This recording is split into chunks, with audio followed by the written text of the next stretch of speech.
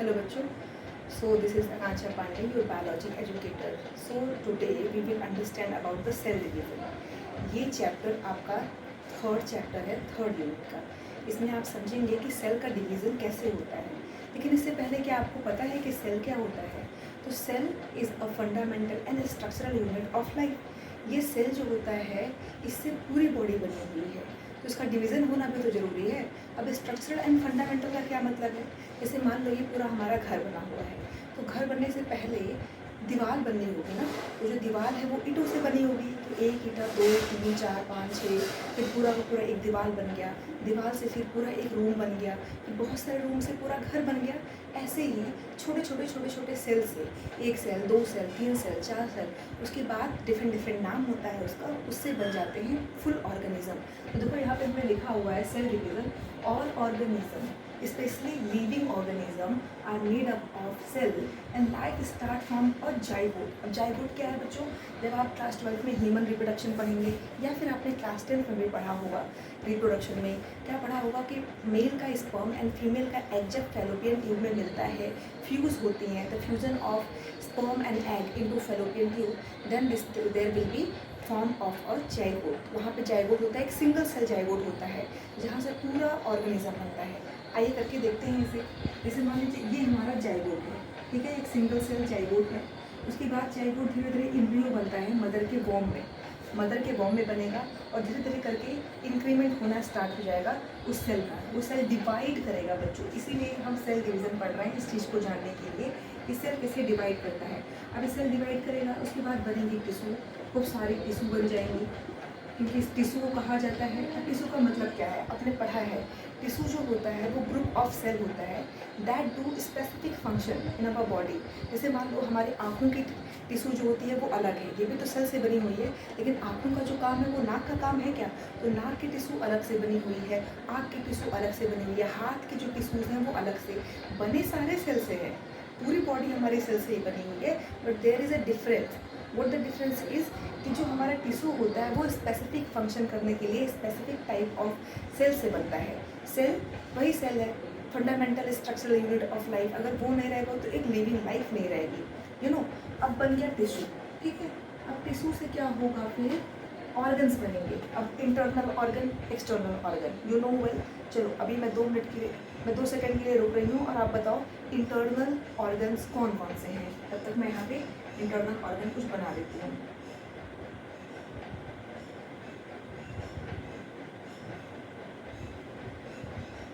यहाँ पे मैंने बनाया है बच्चों, आई होप आपने आंसर कर दिया होगा. यहाँ पे मैंने बनाया है स्टमक, ये इसोफेगस आया हुआ है. अब ये जाएगा स्मॉल इंटेस्टाइन में. तो यहाँ पे ऑर्गन बन गए. ऐसे ही हमारे इंटरनल ऑर्गन जो होते हैं, स्टमक हो गया, स्मॉल इंटेस्टाइन हो गया, इसोफेगस हो गया, हार्ट हो गया, किडनी हो गई, लीवर हो गई. There is a lot of other things that is our organs. अभी पूरे ऑर्गन जो होते हैं वो मिल के बनाते हैं ऑर्गेनिज्म. ओके, मैं ऐसे ही लिखते रही. एक बना देते हैं बेबी, बना देते हैं और ये बन गया हमारा the whole organism. This is how a cell divide into different kind of things and make a organism. यहाँ पे बेबी बना, हो सकता है कोई एनिमल बन जाए, हो सकता है प्लांट, क्योंकि सभी लिविंग थिंग्स में पाया जाता है सेल. ना वी आर टॉकिंग अबाउट, अच्छा ये हुआ कैसे?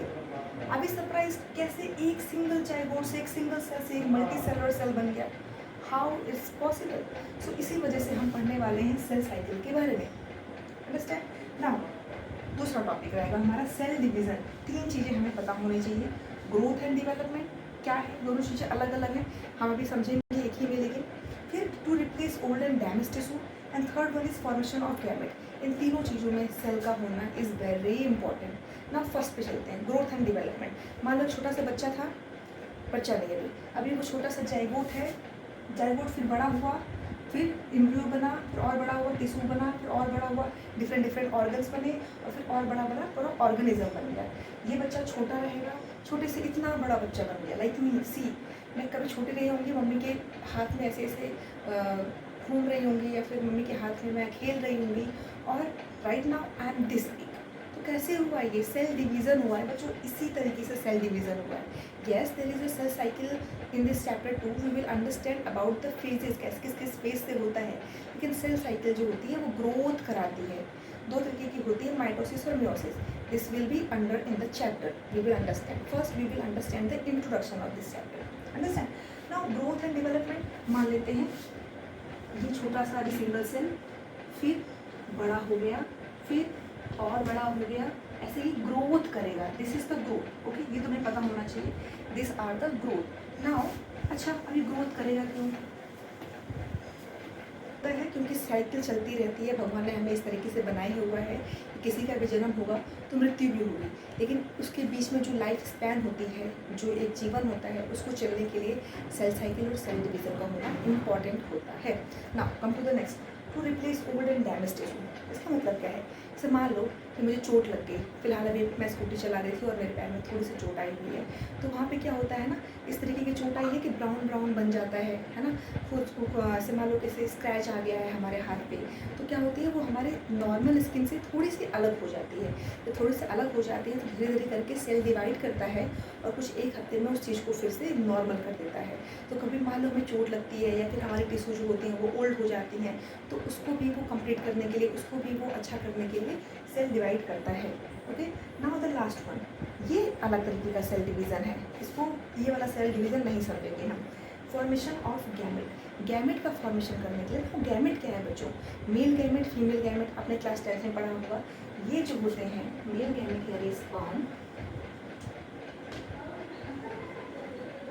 फीमेल गैमेट यानी एग।